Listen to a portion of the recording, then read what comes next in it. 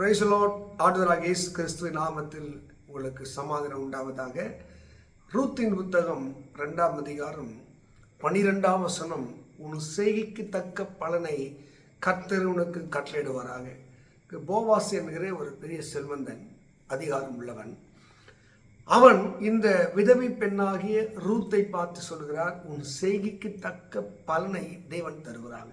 இஸ்ரவேலின் தேவனிடத்திலே அடைக்கலமாய் வந்த உனக்கு அவராலே நிறைவான பலன் வருவதாக. பாருங்க, அழகான வார்த்தை. இப்போ நம்ம வாழ்க்கையில் ஏன் ஒரு அற்புதத்தை தேவன் செய்யலைன்னா, நம்ம செய்கை அது மனுஷனுக்கும் தேவனுக்கும் உகந்தா இருக்கணுமா. நீங்கள் 1 சாமுவேல் 2:26 சாமுவேல் வளர்ந்து பெரியவனான போது அவன் தேவனுக்கும் மனுஷனுக்கும் பிரியமாய் நடந்து கொண்டான்.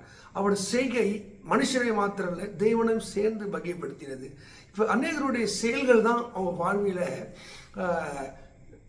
தோல்விக்கும் இழப்புக்கும் காரணம். உன் செய்கையை கர்த்தருக்கு ஒப்புவி, அப்போதும் யோசனை உறுதிப்படும். அப்போ நம்முடைய செய்கை எப்படிப்பட்ட செய்கையாக இருக்கிறது?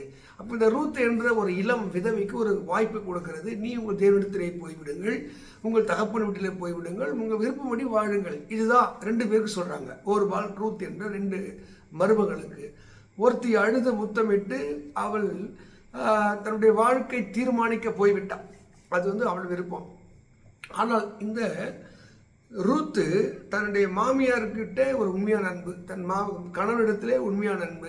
அதனால் அவன் என்ன பண்ணனா, அவளை விடாமல் பற்றி கொண்டான். நிறைய பேர் கூட பார்த்தீங்கன்னா கிறிஸ்துவை விட கிறிஸ்துவினால் வருகிற ஆசிரியத்து மேலே அவன் நம்பிக்கை அதிகமாக இருக்கும். இந்த இயேசுவை நம்பினால் வீடு கிடைக்குமா, சொத்து கிடைக்குமா, சுகம் கிடைக்குமா? ஒருவேளை அது கிடைக்கலன்னா அந்த இயேசு விட்டு விடுவார்கள். நிறைய பேர் வாழ்வில் தோற்று போனதுக்கு என்ன காரணம்னா, அவனுடைய இன்டென்ஷன் நோக்க தப்பாக இருக்கும். எது செஞ்சாலும் நமக்கு என்ன லாபம் கிடைக்கும் அப்படின்னு நினைக்கிறதா இருக்கிறாங்க. ஒரு சிலர் என்னமோ தெரியல, இந்த தெய்வத்து மேலே ஒரு அன்பு இருக்கும், அதை பின்பற்றி வருவார்கள். காடானாலும் மேடானாலும் அதுதான் யோபு சொல்கிறான், நீர் என்னை கொன்று போட்டாலும் நான் உண்மையான நம்பிக்கையாக இருப்பேன். அவருடைய செய்கை தாங்க இந்த மனுஷனாலும் தேவனாலும் பாராட்டக்கூடியது. உங்கள் செய்கை இறைவனுக்கு உகந்ததாக இருக்கும் என்றால் நிச்சயமாக நீங்கள் பாராட்டப்படுவீர்கள், ஆசத்தை அடையக்கூடிய பாக்கியவனாக மாறின. அதுதான் ரூத்தை பார்த்து போவாஸ் சொல்கிறார், உன் செய்கைக்கு தக்க பலனை தெய்வன் தருவாராக. அந்த அம்மா பாருங்க, அந்த மாமியாராகிய நகோமி என்ன சொல்றாலோ அதுதான் செஞ்சா. அங்கே கீழ்ப்படி இருக்கிறது, உண்மையான அன்பு இருக்கிறது, அர்ப்பணிப்பு இருக்கிறது, தியாகம் இருக்கிறது, எதிர்காலத்தை குறித்த நம்பிக்கை இருக்கிறது.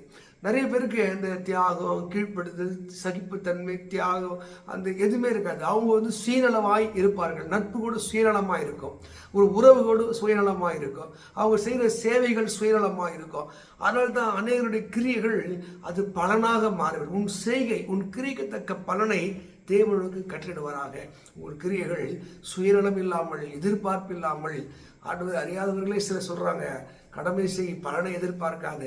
நீங்கள் பலனை எதிர்பார்த்து செஞ்சீங்கன்னா பலன் கிடைக்காது. எது செஞ்சாலும் நீங்கள் மனசு இருந்து செஞ்சு பாருங்கள், விரும்பி செஞ்சு பாருங்கள். அது எந்த சேவையாக இருக்கும், ஈவன் உங்கள் குடும்பத்துக்கு செய்கிற சேவையாக இருந்தாலும் உழைப்பாங்க, உண்மையாக செஞ்சு பாருங்கள். அந்த செய்கைக்கு தக்க பலன், ஒருவேளை ஊழியமாக இருந்தாலும், ஜபமாக இருந்தாலும், இறைப்பணி எதுவாக இருந்தாலும் உங்கள் செய்கைக்கு தக்க பலனை தேவன் வைத்திருக்கிறார். எபிரேயரை வாசிக்கும் போது 6:10 அங்கே சொல்கிறான், அவர் நம்முடைய செய்கித்தக்க பலனை தருவதாக சொல்கிறார். அவர் மறந்து விடுவதற்கு அநீதி உள்ள தேவன் அல்ல. மக்களை, இன்றைக்கு உங்கள் கிரியைகள் அது கவனிக்கப்படுகிறது, உங்கள் செயல்கள் கவனிக்கப்படுகிறது, மறந்து விடாதே. நீங்கள் உண்மையாய் இயேசு மேலே ஒரு நம்பிக்கை வைத்து அவர் என்னை கைவிட மாட்டார், அவர் என்ன வெட்கப்பட மாட்டார். அதுதான் யோபு சொன்னார், அவர் கொன்று போட்டாலும் நான் அவர் பேரை நம்பிக்கை. நீங்கள் நம்பிக்கை எப்படிப்பட்டதாக இருக்கிறது? இம்மைக்கு மாற இருக்கிறதா? ரோமர் சொல்கிறது, நம்ம இம்மைக்கு மாத்திரம் கிறிஸ்து மேலே நம்பிக்கையுள்ள இருந்தால் நம்மை போல பரிதவிக்கப்பட்ட ஜனங்கள் யாரும் இல்லை. இந்த இயேசுவை நம்பினால் நல்லராக இருக்கலாம், இயேசுவை நம்பினால் வாழலாம். அது மாத்திரம் இல்லை, அதை தாண்டி அந்த இயேசு உனக்காக இணைக்கப்பட்ட பாடுகளின் தியாகங்களை, இறைவனாய் இருந்த போதிலும் மனித அவதாரம் எடுத்து மனுமக்களை மீட்பதற்காக அவர் செய்த பாடுகளும் தியாகங்களும் எத்தனையோ, அதை நீங்கள் உணர்ந்து அந்த ரூத்து அதை தான் நகோமிக்கு செய்தால். நகோமி மேல இருக்கிற அன்பு, நகோமி மேல இருக்கிற அந்த பாசம், வாழ்க்கையில் எத்தனை துன்பங்கள் வந்தாலும், வேதனைகள் வந்தாலும் ஒன்றும் பண்ண முடியாது. நகோமி மேல இருக்கிற அன்புதான் பெருசு என்று அவள் வலிமையாக அவன் நம்பினால் தீர்மானித்தாள். நீங்கள் கூட உங்கள் வாழ்க்கையை வலிமையாக நம்பி தீர்மானித்து பாருங்கள். இயேசு மட்டும் எனக்கு போதும், அவரோட போதை நான் செய்ய எனக்கு போதும், அவரால் வருகிற நன்மை அது எனக்கு தேவையில்லை, அவர் மட்டும் எனக்கு வேணும்னு சொல்லி பாருங்க. அதையும் சேர்த்து தந்து உங்களை ஆசிக்க வல்லவராய் உங்கள் செய்கத்தக்க பலன் நிச்சயமாய் உண்டு. உங்கள் செய்கை தேவனுக்கு உகந்ததாய் மாறும் என்றால் நிறைவான பலன் அவரால் வரும். கர்த்தர் உங்களை இந்த வார்த்தையின்படியே ஆசீர்வதிப்பாராக. God bless you. God bless you.